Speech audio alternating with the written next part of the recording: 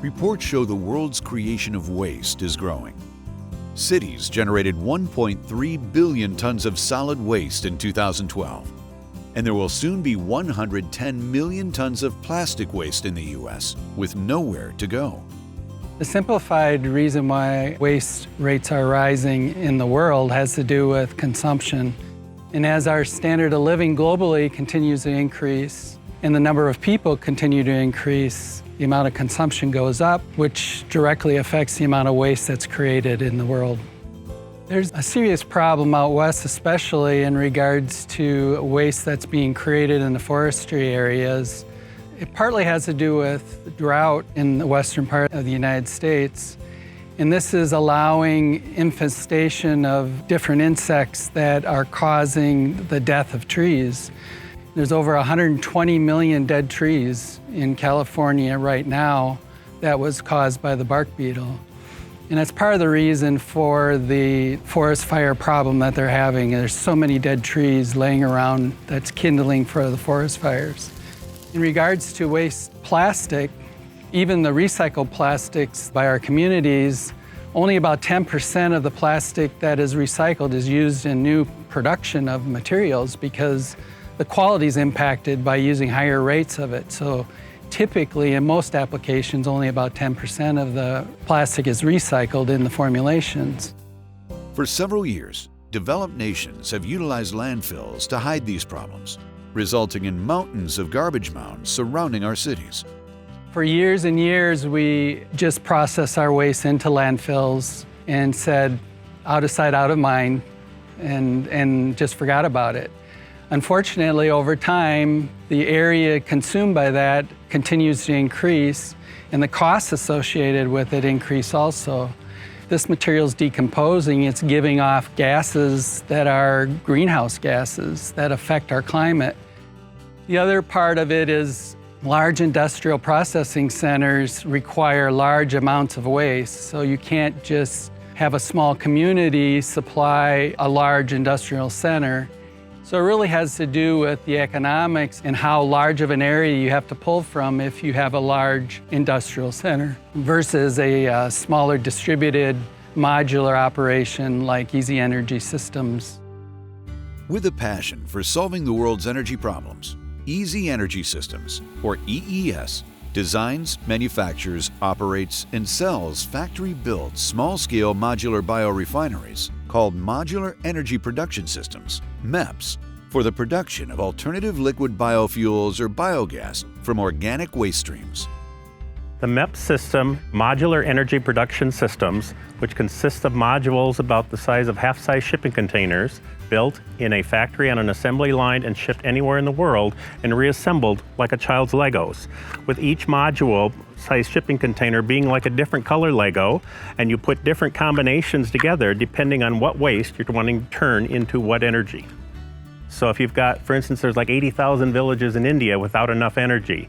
So you can take these containers, basically ship them, put them together in a matter of weeks, and then you have an energy source changing the life of that local village, whether it's providing electricity for education, running irrigation pumps.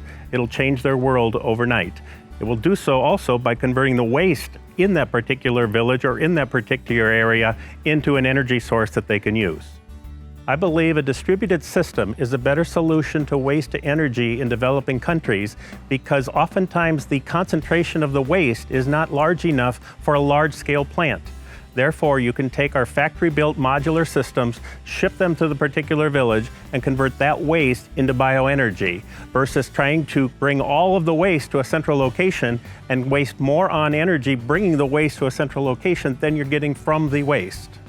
The revolutionary autothermal pyrolysis technology from Iowa State University, which has been licensed to EES, adds an important component to the company's patented modular energy concept. Pyrolysis is a technology that produces liquid oils from organic materials like biomass, using rapid heat input to heat up the feedstock and then condense the vapors that result.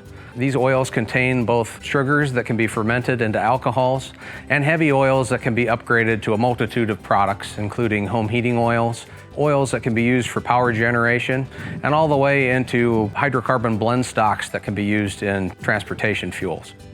Traditionally, this process is endothermic, meaning it requires heat input in order for the reactions to proceed. But in autothermal pyrolysis, we use air as an oxidizing agent that combusts a little bit of the less desirable products produced during pyrolysis and uses those as an energy input to the process. This essentially makes the reaction portion of the process energy neutral, so we require no additional heating inputs from traditional fuels. So additionally, by removing the heat transfer bottleneck that's associated with traditional pyrolysis, we're able to process 4 times as much feedstock material through the same size reactor. What that translates into is a much smaller footprint associated with the production plant and a greatly reduced complexity. Biochar is a co-product of the pyrolysis process, and it's mainly made up of the leftover carbon and the nutrient content that's initially present in the biomass feedstock. Biochar has the ability to reduce the soil bulk density and improve the root structure of plants growing in biochar amended soils. It also has extremely high surface area, which allows it to grab moisture and other nutrients that are applied to the field and make them available for plant use. What we see in some early research is that biochar-enhanced soils have the capability to produce much higher crop yields, especially in poor-performing soils that they have in southern U.S. or even in developing countries where the soil has been depleted.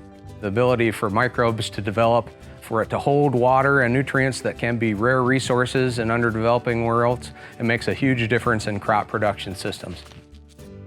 Floating out in the middle of the Pacific is a large glob of waste plastic about the size of Texas.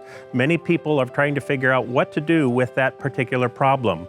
My vision is to utilize the modular autothermal pyrolysis technology that we have obtained from Iowa State, place those modules on a ship, and then have the ship roll along, collect the plastic in, and convert it into biofuel. The back half of the ship could in essence be a container for ship fuel, so you'd be making ship fuel right out in the middle of the ocean. As we were studying converting waste into biofuels, we realized that separating them was a big issue. Normally, folks will heat up the material in order to separate things. Technology that we have found and we are improving upon is a technology of where we change the shape and size of the bubble, which has the same effect. From our initial testing, looks to reduce the cost of distillation by 75%. Therefore, our belief is you could take one of our modules and in essence put it next to every village, every waste plant, every community, Flint, Michigan, where they're trying to convert dirty water into pure water. And it's not just filtered, it'll be actually distilled water.